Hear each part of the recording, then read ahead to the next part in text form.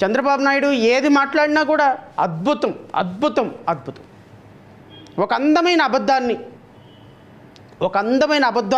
అబద్ధం ద్వారా నేను రాష్ట్ర ప్రజలకి ఈరోజు ఒక అందమైన అబద్ధాన్ని మీ ద్వారా రాష్ట్ర ప్రజలకు తెలియపరుస్తా. ఆ అందమైన అబద్ధం ఎవరి ద్వారా వచ్చింది అంటే రాష్ట్ర ముఖ్యమంత్రి గారి నోటి ద్వారా వచ్చింది. రాష్ట్ర ముఖ్యమంత్రి గారు నోటి ద్వారా ఎక్కడ ద్వారా వచ్చిందంటే అసెంబ్లీ సాక్షిగా వచ్చింది. నేను రాష్ట్ర ప్రజలను కోరుతున్నా, కూటమి ప్రభుత్వంలో ముఖ్యమంత్రి చంద్రబాబు నాయుడు, ఉప ముఖ్యమంత్రి పవన్ కళ్యాణ్, మంత్రి నారా లోకేష్, కాబోయే ముఖ్యమంత్రి నారా లోకేష్ మాట్లాడే ప్రతి మాట ఇలాగే ఉంటుంది సోదరులారా, ఇలాగే ఉంటుంది. న్యూట్రల్ పీపుల్ అందరూ అర్థం చేసుకోవాలి. ఇది ఒక ప్రజాకంటక ప్రభుత్వం. కళ్ళు మూసి తెరిచేలోగా 1,00,000 అబద్ధాలు ఆడగలిగినటువంటి ఘనాపాటి, కళ్ళు మూసి తెరిచేలోగా 1,00,000 అబద్ధాలు ఆడగలిగినటువంటి ఘనాపాటి ఒక గౌరవప్రదమైనటువంటి స్థానంలో కూర్చొని, ఒక గౌరవప్రదమైనటువంటి ముఖ్యమంత్రి స్థానంలో కూర్చొని ఒక దేవాలయం లాంటి అసెంబ్లీలో మాట్లాడుతున్నటువంటి దుర్మార్గకరమైనటువంటి మాటలు, అబద్ధాలు ఏంటి అనేది నేను రాష్ట్ర ప్రజలకు ఈరోజు వివరిస్తా. ఇది గౌరవ ముఖ్యమంత్రి గారు అసెంబ్లీ సాక్షిగా ముఖ్యమంత్రి హోదాలో ప్రకటించినటువంటి లెక్కలు. బహుశా నేను ఎమ్మెల్యేని కాదు కాబట్టి, నేనే ప్రజాప్రతినిధిని కాదు కాబట్టి నేను అసెంబ్లీలో ఉంటే ప్రశ్నించగలను. అసెంబ్లీలో లేను కాబట్టి నేను ప్రజాక్షేత్రంలో నుంచొని ప్రశ్నిస్తున్నా. ప్రజాక్షేత్రంలో నుంచొని ప్రశ్నించేదానికి రాష్ట్ర ముఖ్యమంత్రి, రాష్ట్ర మంత్రులు, గౌరవ హోమ్ మినిస్టర్, గౌరవ ఉప ముఖ్యమంత్రి సమాధానం చెప్పి తీరాలి. ఇంత అబద్ధాలు యువతను మీరు మోసం చేస్తుంటే ఎవరిని మోసం చేస్తున్నారు? మీరు మీ కన్ను మీరే పూడ్చుకుంటున్నారన్న విషయం గుర్తుపెట్టుకోండి. మీరు మాట్లాడేటువంటి మాటలు ఎవరికన్నో పొడవటంలా.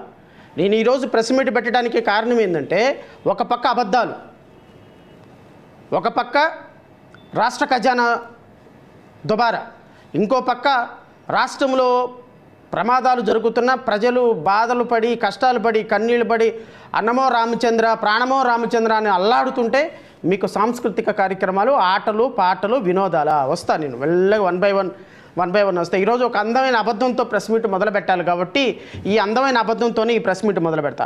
ఇది తెలుగుదేశం పార్టీ కార్యకర్తలు,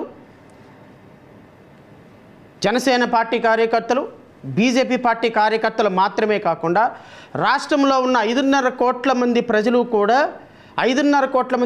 కూడా వారి బిడ్డలు కూడా ఈ మెసేజ్ని ప్రతి ఒక్క ఇంట, ప్రతి ఒక్క మొబైల్లో చూసి తీరాల్సిందే. ఈరోజు నేను చదివే మెసేజ్ అంటే, భారతదేశంలో 45 సంవత్సరాల సుదీర్ఘమైనటువంటి అనుభవం కలిగినటువంటి ఒక రాజకీయ నాయకులు ముఖ్యమంత్రి చంద్రబాబు నాయుడు గారు, ఈ దేశానికి ఉప ప్రధాని కావాలి అనుకుంటున్నటువంటి ఒక పరిణతి చెందినటువంటి ఒక రాజకీయ నాయకులు, ఇంచుమించుగా 16-17 సంవత్సరాల నుంచి ముఖ్యమంత్రిగా పనిచేసిన అపారమైనటువంటి అనుభవం ఉన్నటువంటి ఒక గౌరవనీయులైనటువంటి ఒక ముఖ్యమంత్రి, 75 సంవత్సరాల సుదీర్ఘమైనటువంటి వయసు కలిగినటువంటి ఒక పరిణతి చెందిన ముఖ్యమంత్రి మాట్లాడే మాటలకి, చేతలకి ఎంత తేడా ఉంటుంది, ఎంత అబద్ధాల పుట్ట. కళ్ళు మూసి కన్ను తెరిసేలోపు అబద్ధాలు ఆడగలిగి, ఇన్ని అబద్ధాలతో మనం ఎంతకాలం బతికామంటే 100 సంవత్సరాలు బతికిన ఉపయోగం ఏముంది? మన జీవితంలో అబద్ధాలు పుట్ట తప్ప వెనక్కి తిరిగి చూసుకుంటే చెప్పుకోవటానికి చరిత్ర లేకపోతే ఇంకా ఏముంది గర్వకారణం అని మాట్లాడుకోవాల్సిన పరిస్థితి లేదా? నిన్న గౌరవ ముఖ్యమంత్రి గారు అసెంబ్లీ సాక్షిగా చేసినటువంటి ప్రసంగం రాష్ట్ర ప్రజలందరూ ఒకసారి వినాలి.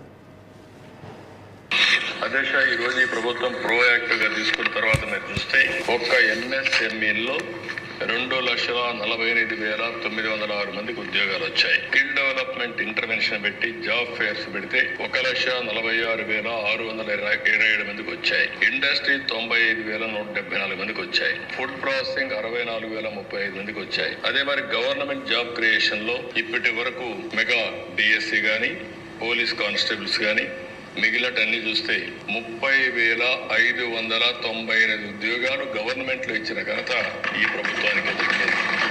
20,393, IT electronics 13,866, tourism 5,028, mines and geology 3,220, మొత్తం 6,28,327 మందికి ఇప్పటికి ఉద్యోగాలు ఇచ్చిన ఘనత ఈ ప్రభుత్వానికి దక్కింది.